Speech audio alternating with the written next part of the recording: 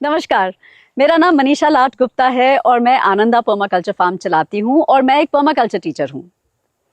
आज हम इस विषय पे बात करेंगे कि बिना जुताई करे हम अपनी फसलें कैसे उगा सकते हैं।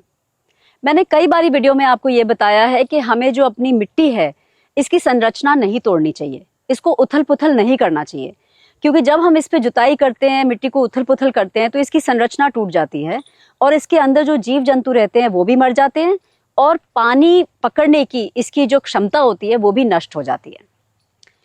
जो हमारी मिट्टी है इसकी एक जो संरचना होती है इसमें हवा भी बनी रहती है और पानी भी बना रहता है। मैंने कई बारी आपको बताया कि हमें मिट्टी में एक पानी सोख बनाना है, एक सॉइल स्पंज बनाना है। जब हमारी मिट्टी स्पंजी होती है, उसमें पानी सोख होता है, तो इसमें हवा और पानी दोनों का बंदोबस्त रहता है। अब हम जुताई क्यों करते हैं? हम जुताई दो कारण करते हैं। पहला तो हम खरपतवार निकालने के लिए करते हैं और दूसरी चीज हमें लगता है कि हमें हवा बनानी है अपनी मिट्टी में।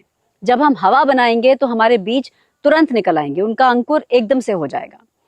मैं आपको ये बताना चाहती हूँ कि मिट्टी में हवा बनाना आपकी जिम्मेदारी नहीं है। मिट्टी को खूब पता है कि अपनी संरचना कैसे बनानी है और अपने में हवा और नमी कैसे बनाए रखनी है, तो आप मिट्टी को मत छेड़िए। दूसरी चीज, बीज को आपकी सहायता नहीं चाहिए निकलने के लिए। बीज को भी खूब पता है कि उसको कैसे उसका अंकुर होएगा और कैसे वो जड़ पकड़ेगा। आखिर आप किसी जंगल में जाए या आप अपना खेत खाली छोड़ दे तो कितने पौधे अपने आप ही निकल आते हैं आपकी सहायता के बिना, करेक्ट?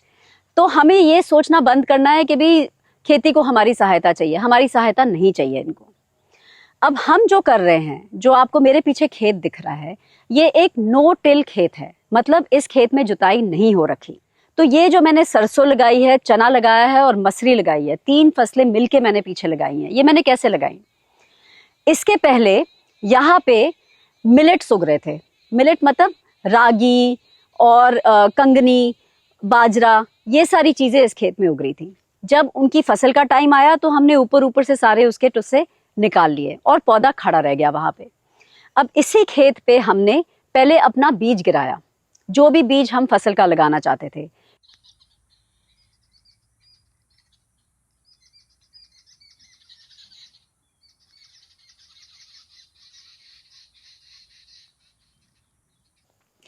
उसके बाद हमने एक ब्रश कटर लिया, और अगर आपके पास ब्रश कटर मशीन नहीं है तो आप एक किरपान भी ले सकते हैं, और हमने सारी पुरानी फसल उधर ही काट के इसके ऊपर गिरा दी।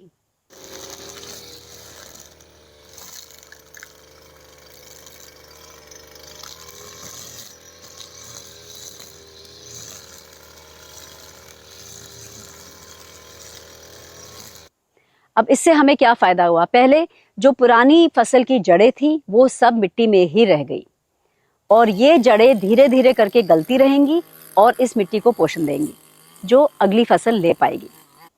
दूसरा, हमने जुताई नहीं की तो हमने मिट्टी को हिलाया नहीं। जब आप मिट्टी को नहीं हिलाते तो खरपतवार नहीं निकलती, या मुझे कहना चाहिए बहुत कम खरपतवार निकलती है।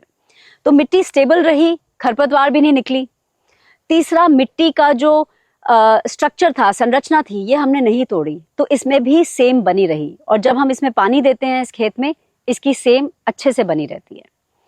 और चौथा, जो हमने पुरानी फसल काट के इसके ऊपर छोड़ दी उससे मल्चिंग हो गई, एक कार्बनिक पदार्थ की इसके ऊपर एक परत बन गई और उस परत के बीच में से ये नए पौधे निकल आए।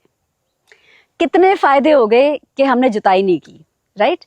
अब क्या हो रहा है यहाँ पे कि तीनों फसलें उग रही हैं अच्छे से और फसलों की जड़ें बहुत पक्की हैं, क्योंकि ये जो मिट्टी है नीचे ये भी बहुत अच्छे से खड़ी हुई है। ये बारिश में यहाँ वहाँ रुलती नहीं है। जैसे ज्यादातर बारिश आती है तो मिट्टी आपकी दलदल सी हो जाती है, पर यहाँ वो हो ही नहीं रहा क्योंकि हमने मिट्टी की संरचना नहीं तोड़ी।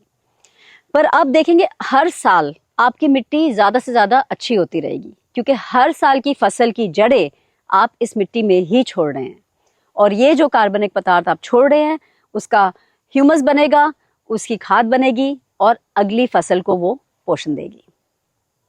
तो ये है नो टिल, बिना जुताई के फसल उगाना। और अगर आपके पास बहुत बड़ी जमीन है तो आप पिछली फसल को आप हार्वेस्टर से निकाल सकते हैं और सीडर के द्वारा अगली फसल की बुआई कर सकते हैं। वो फसल आपकी एकदम बढ़िया निकल जाएगी। और आजकल यूरोप में इसको हम रीजेनरेटिव एग्रीकल्चर कहते हैं या रीजेन एग्रीकल्चर।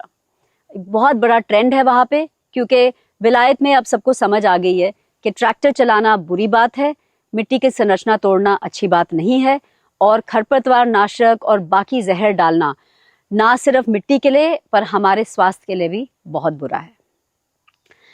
तो मेरा सुझाव ये है, अगर आपको इसमें लगता है कि थोड़ा सा भी पॉसिबिलिटी है कि ऐसा हम कर सकते हैं, अगर आपको लगता है थोड़ा सा भी, तो आप एक छोटा सा जमीन का टुकड़ा लें। पूरी खेती को मत करिए, छोटा सा जमीन का टुकड़ा, 1 किला, 1 कनाल, छोटी सी जमीन, और उस पे आप ये प्रयोग करके देखिए। अपनी आंखों से देखिए कि आपकी मिट्टी कैसे सुधरती है और आपकी फसल कैसे होती है। अगर आपको उससे भरोसा होएगा कि हाँ ये हम कर सकते हैं, तो फिर नो टिल फार्मिंग या बिना जुताई की खेती आप बड़े स्केल पे अपना सकते हैं। आज के लिए बस इतना ही। अगर आपको पर्माकल्चर, नो टिल फार्मिंग और कई अलग अलग चीजों के बारे में और नॉलेज चाहिए, इंफॉर्मेशन चाहिए, तो आप हमारे YouTube चैनल को सब्सक्राइब करिए, नोटिफिकेशन बेल बटन दबाइए और अगले वीडियो का इंतजार करिए। मैं फिर से मिलूंगी अगले वीडियो में। नमस्कार।